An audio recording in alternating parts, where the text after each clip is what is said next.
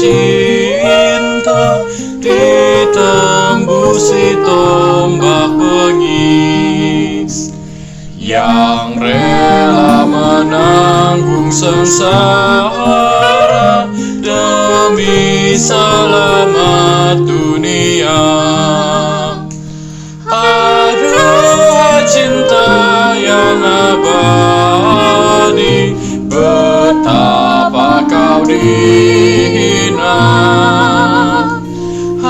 Ampunilah kami ya Tuhan, sebab besarlah kasih-Mu.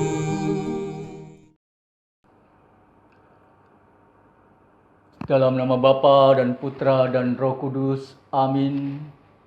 Rahmat Tuhan kita Yesus Kristus, cinta kasih Allah dan persekutuan Roh Kudus selalu bersamamu dan bersama rohmu.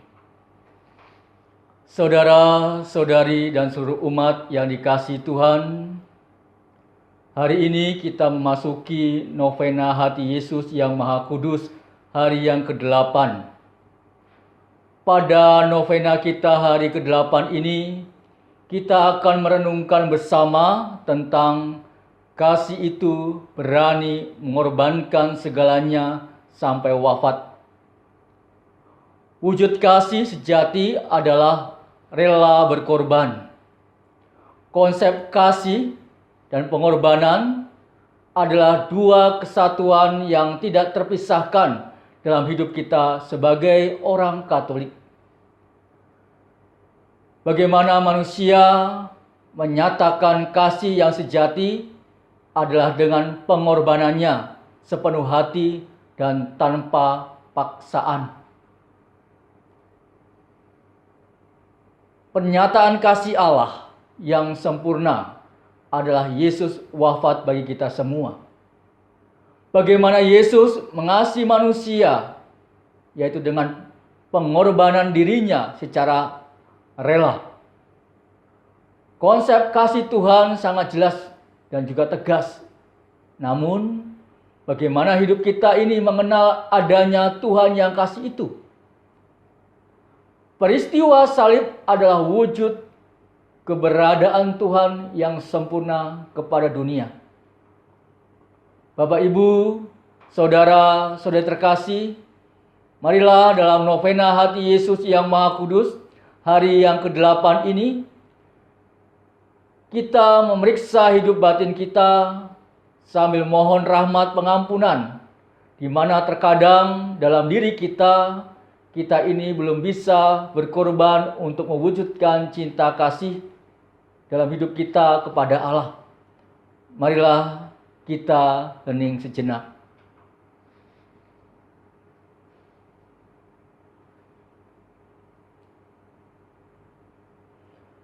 Saya mengaku kepada Allah yang Maha Kuasa dan kepada saudara sekalian bahwa saya telah berdosa dengan pikiran dan perkataan, dengan perbuatan dan kelalaian. Saya berdosa, saya sungguh berdosa.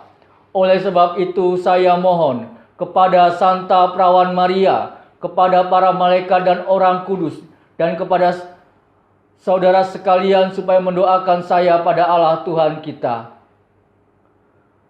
Semoga Allah yang Maha Kuasa mengasihani kita, mengampuni dosa kita dan menghantar kita ke hidup yang kekal. Amin. Tuhan kasihanilah kami, Tuhan kasihanilah kami. Kristus kasihanilah kami, Kristus kasihanilah kami. Tuhan kasihanilah kami, Tuhan kasihanilah kami. Marilah kita berdoa. Ya Allah, sumber segala kasih, Engkau mengutus putramu Yesus Kristus agar kasih-Mu menjadi nyata dalam hidup kami dan semakin dikenal oleh banyak orang. Tetapi seringkali kami tidak sadar bahwa kasih-Mu harus diraih lewat perjuangan, bahkan kadang-kadang lewat penderitaan. Yesus sendiri telah menjadi teladan bagi kami. Semoga karena karunia kasih-Mu itu, kami mampu mengasihi Engkau lebih dari segala sesuatu, dengan segenap hati, dengan segenap jiwa, dengan segenap akal budi, dan dengan segenap kekuatan. Dengan pengantaraan Kristus Putra-Mu Tuhan kami, yang bersama dengan Dikau dalam persatuan Roh Kudus, hidup dan berkuasa Allah sepanjang segala masa. Amin. Marilah kita membuka hati dan budi kita untuk mendengarkan Injil Tuhan dan juga merenungkannya. Tuhan bersamamu dan bersama rohmu. Inilah Injil Yesus Kristus menurut Santo Lukas. Dimuliakanlah Tuhan.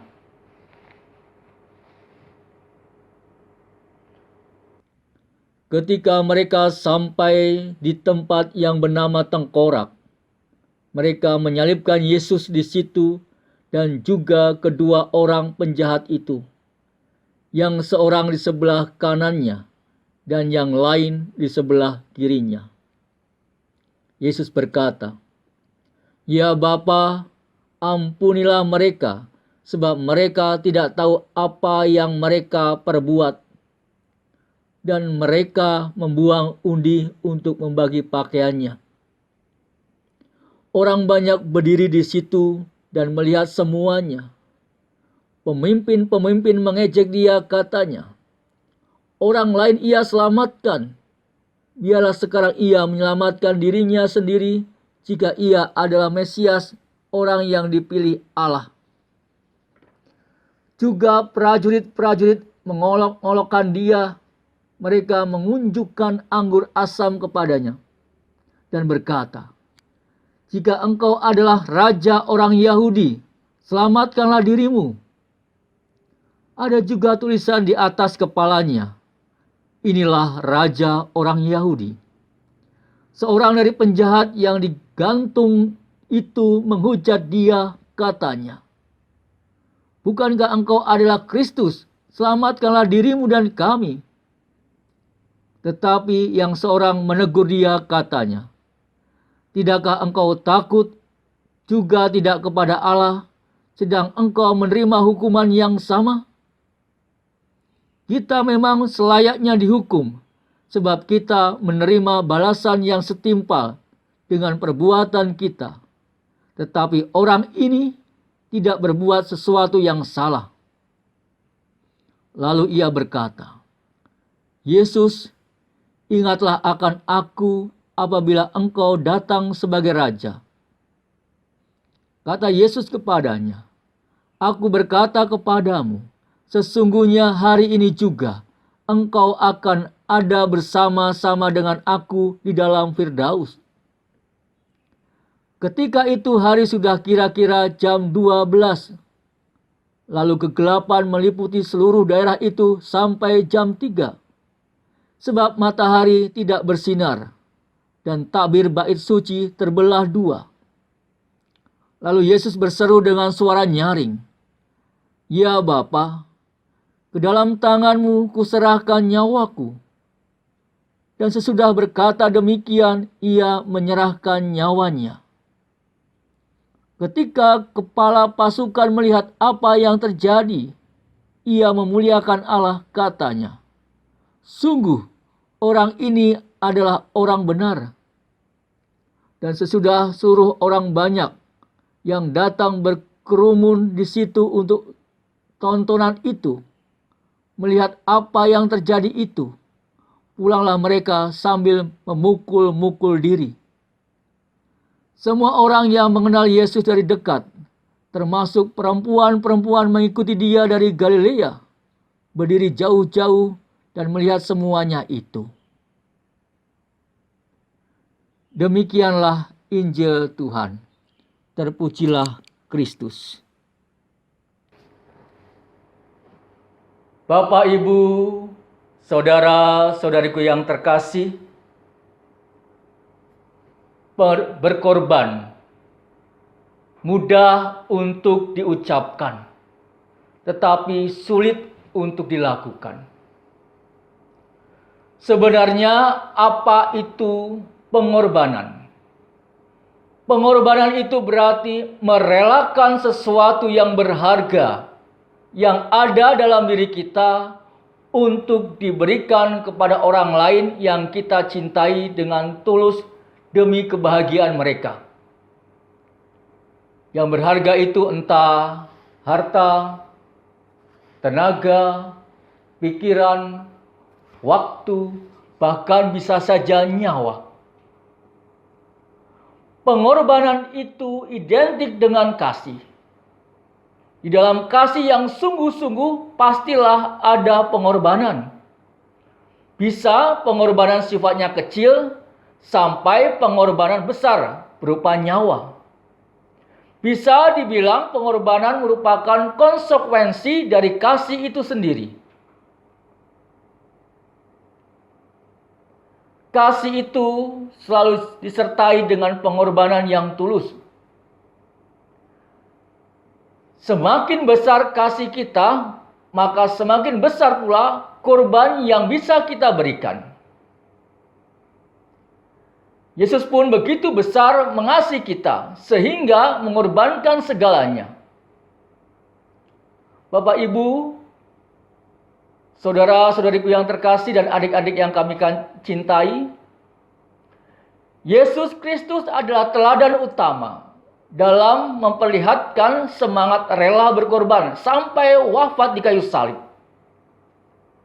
Itulah inti dari Injil yang kita dengarkan dalam novena hari ini. Tuhan mengajarkan kepada kita untuk berkorban, seperti juga yang diberikan Tuhan Yesus yang telah disalibkan demi kepentingan, demi penyelamatan umat manusia. Kasih yang tulus dan murni diraih melalui pengorbanan. Sebagai contoh, seorang ayah mesti mengorbankan waktu dan tenaganya untuk kelangsungan hidup keluarganya. Seorang ibu mesti rela mengorbankan nyawanya saat melahirkan buah hatinya. Apabila pengorbanan itu dilakukan dengan penuh iman, itu sungguh membahagiakan. Orang tidak merasa terpaksa dalam memberikan hidupnya bagi sesamanya. Orang merasa bahagia karena telah memberikan hidupnya bagi orang yang mereka cintai. Orang mengalami damai dalam hidupnya.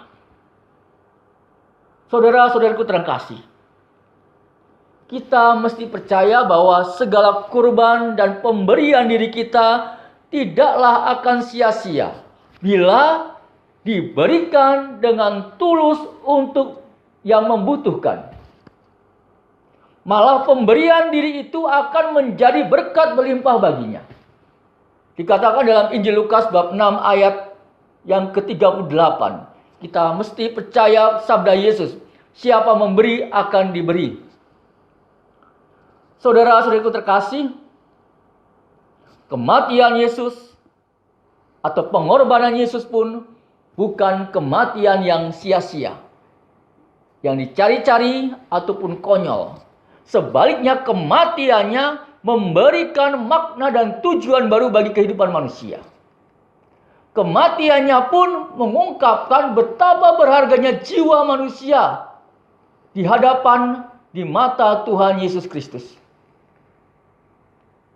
Di sini bisa kita lihat dasar dari pengorbanan Yesus, yaitu pengorbanan yang dibangun atas dasar kasih yang tulus. Tanpa pamrih, tanpa syarat, tidak ada motivasi yang terselubung, dan tidak ada udang di balik batu. Inilah ketulusan sebuah pengorbanan. Hendaknya kita meneladani Yesus Kristus dalam setiap tindakan dan juga pengorbanan kita untuk Tuhan. Apapun yang kita lakukan, lakukanlah itu seperti untuk Tuhan dan bukan untuk manusia. Pasti tidak akan sia-sia. Sebagai orang tua, rela membanting tulang untuk mencari nafkah demi kesejahteraan anaknya.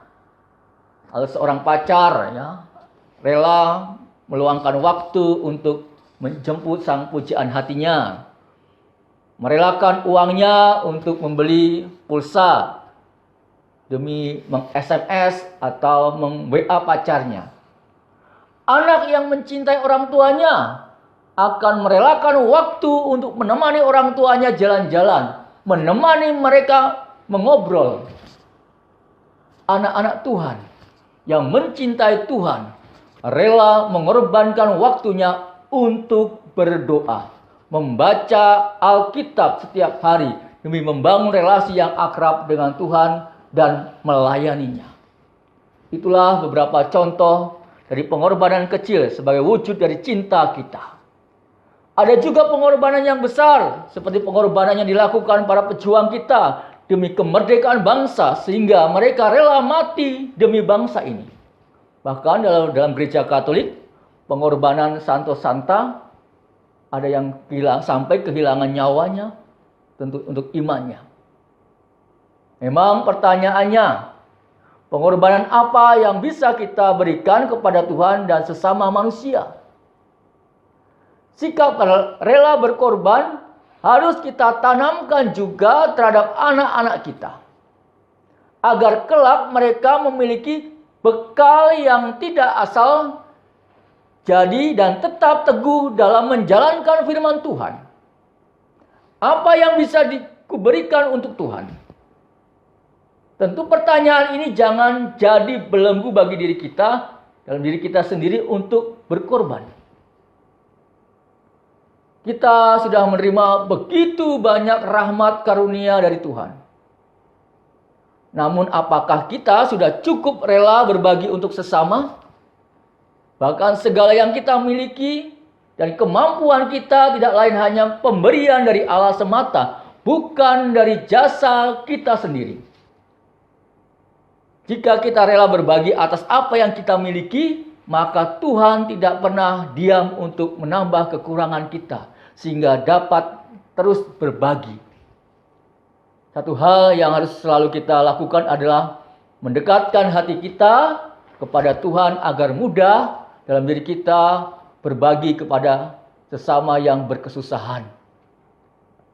Setiap keluarga Kristiani mesti memiliki hati yang berbelas kasih, sehingga mudah tergerak oleh kesusahan orang lain. Kesusahan kita belum sebanding jika dibandingkan dengan kesusahan banyak orang di sekitar kita.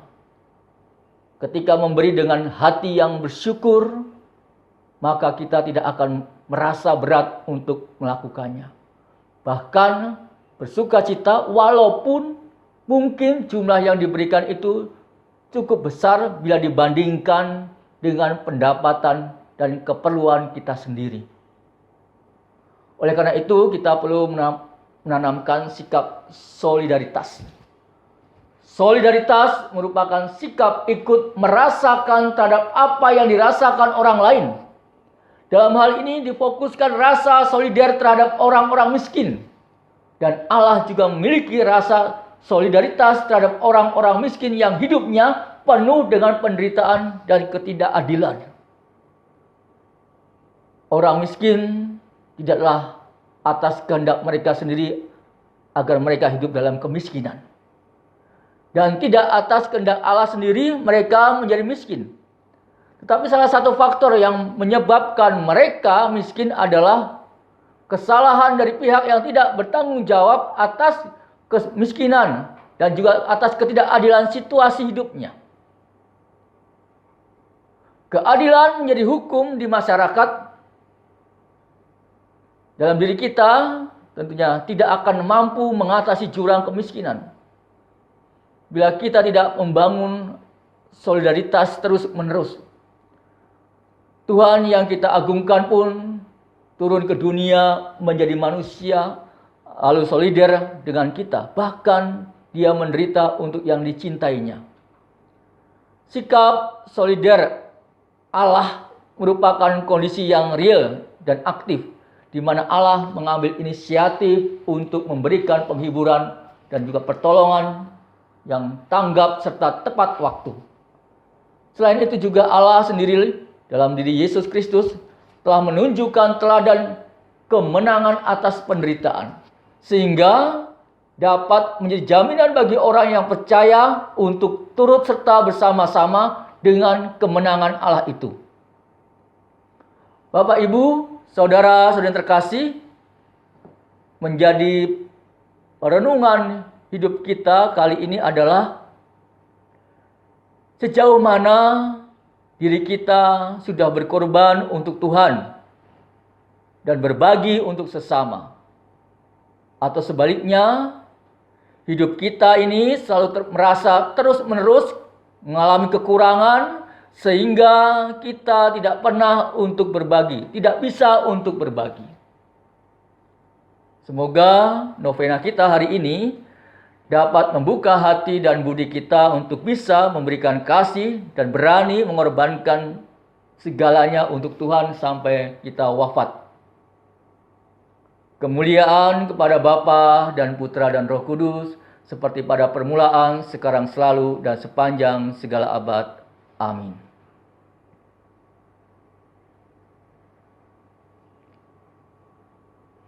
Bapak, Ibu, saudara-saudari terkasih, marilah kita mendoakan doa novena hati Yesus yang Maha Kudus.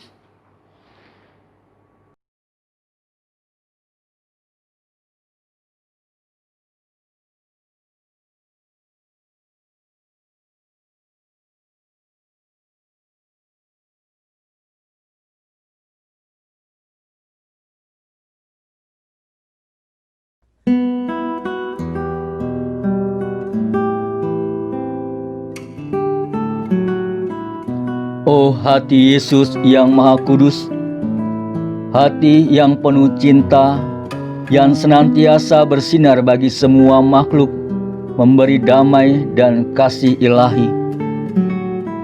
Kami bersujud di depan-Mu, memohon belas kasih dan pertolongan-Mu. Kami tidak akan mampu lepas dari kesusahan dan derita ini tanpa bantuan rahmat belas kasih-Mu. Hanya kepadamu kami berharap dan berlindung, karena kami percaya hati-Mu seluas samudera raya, dan tak pernah menolak siapapun yang datang kepadamu dan pergi dengan tangan hampa. Oh hati Yesus yang Maha Kudus, pandanglah dan curahkan rahmat-Mu kepada kami. Kami ini orang yang sungguh berdosa, mohon belas kasih-Mu. Kami ini orang lemah, namun penuh kesombongan, mohon belas kasih-Mu. Kami ini orang yang kurang peduli sesama, jauh dari kasih yang tulus, mohon belas kasih-Mu. Kami ini orang yang sulit berbagi, berkorban bagi mereka yang membutuhkan, mohon belas kasih-Mu.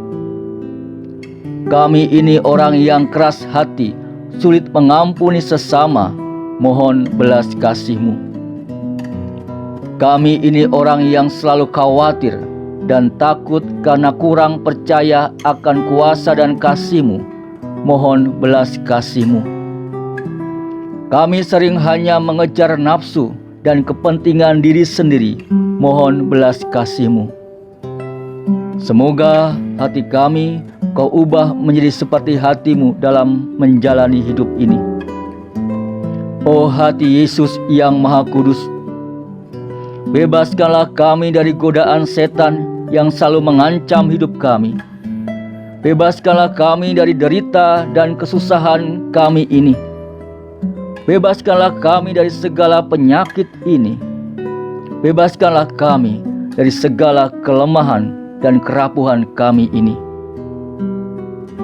Bila nanti tiba saatnya kami menghadap hadirat Sang Pencipta, semoga karena belas kasih-Mu yang tiada batas, sudilah membuka gerbang surga bagi kami anak-Mu ini. Syukur kepadamu atas hati-Mu yang selalu terbuka, siap menerima kami. Syukur kami mendapatkan tempat yang damai dan teduh untuk bersimpuh menyembah Sang Maha Kasih. Kami percaya kasih cintamu mampu mengubah segalanya dan terlebih menyelamatkan kami. Semua doa ini kami lambungkan ke hadirat-Mu, karena Engkaulah Kristus, Tuhan dan Penebus kami. Amin. Mari kita lanjutkan dengan doa-doa umat kita. Begitu besar kasih Allah akan dunia ini sehingga Ia telah mengaruniakan putranya yang tunggal untuk menyelamatkan serta menghidupkan kita oleh wafat dan kebangkitannya. Maka marilah kita berdoa kepada hati Yesus yang Maha Kudus. Umat menjawab dengan, jadikanlah hati kami seperti hati-Mu. Ya Tuhan Yesus Kristus, kami tahu berkorban bagi sesama yang menderita itu berat. Tetapi kami ingin berusaha dan kami percaya dengan bantuan rahmat kasih-Mu, kami dapat lebih terbuka dan penuh perhatian terhadap sesama yang membutuhkan pertolongan. Maka berilah kami juga pengertian sejati akan apa yang dimaksud dengan kasih, agar mata kami terbuka melihat orang yang menderita, hati kami tergerak melihat hati yang terkoyak, tangan kami terulur melihat harapan yang hancur. Semoga cinta kasih kami selalu tulus dan nyata serta meliputi semua orang tanpa membeda-bedakan. Siapkanlah kami untuk memberi kepada sesama bukan hanya pertolongan jasmani tetapi juga hati kami.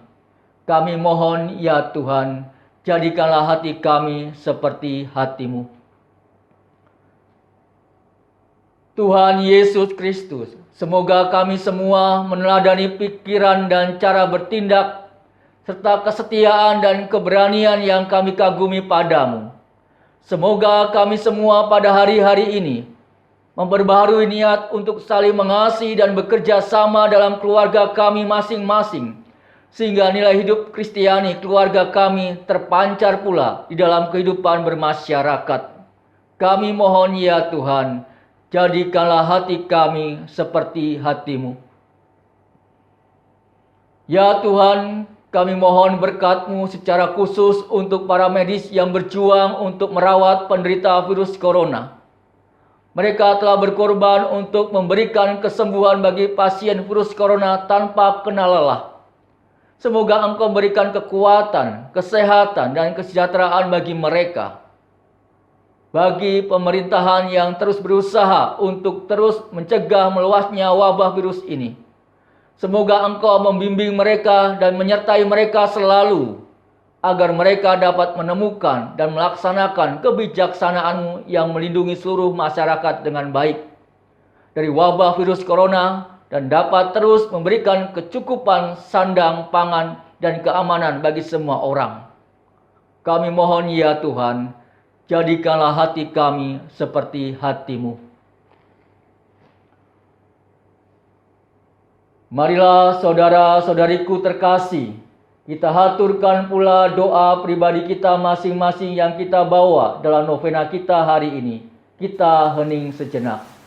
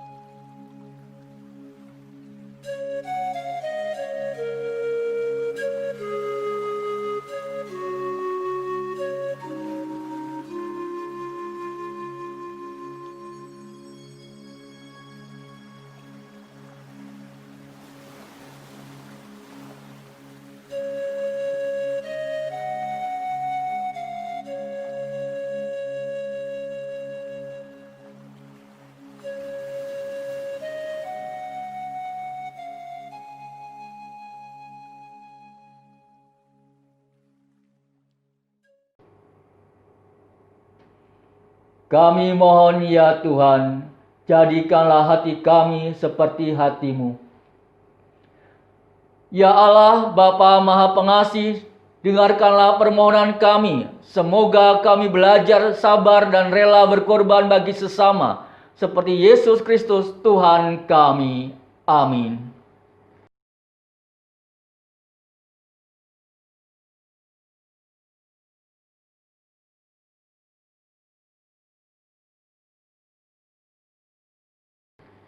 Kita satukan segala doa-doa kita bersama dengan doa yang diajarkan Yesus kepada kita, maka marilah kita berdoa.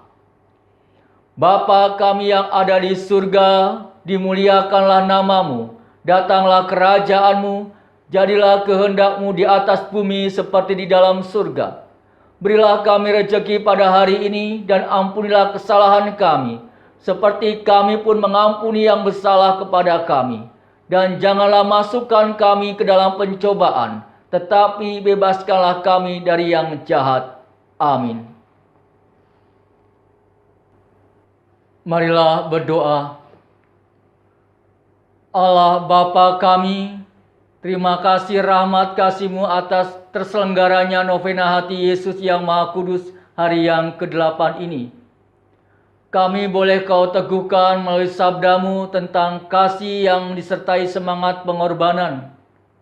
Semoga kami selalu dibangkitkan ketika kami mengalami semangat yang patah karena kegagalan, persahabatan yang terlukai oleh ketidaksetiaan, kegembiraan yang hilang karena pengalaman pahit, serta kerukunan yang dirobek-robek oleh perpecahan. Allah Bapa kami, jadikanlah masa kami masa kasih karunia-Mu, dan semoga kami hidup dalam terang dan kebebasan penyelamat kami yang sudah bangkit.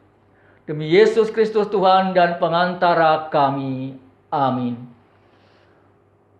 Bapak, Ibu, saudara-saudariku yang terkasih dan adik-adik yang kami cintai, sebelum berkat penutup, saya mengucapkan terima kasih kepada umat sekalian yang tetap setia mengikuti novena hati yang Maha Kudus hari yang ke-8 ini. Baik, kita besok berjumpa kembali dengan novena hati Yesus yang Maha Kudus hari yang ke-9. Mari kita hening sejenak, kita akan tutup ibadat novena hati Yesus yang Maha Kudus hari ke-8 ini dengan mohon berkat kepada Tuhan. Tuhan beserta kita sekarang dan selama-lamanya. Semoga doa-doa kita, keluarga kita, komunitas kita, dan seluruh aktivitas hidup kita senantiasa didampingi, dilindungi, diberkati oleh Allah yang Maha Kuasa, Bapa, Putra, dan Roh Kudus. Amin.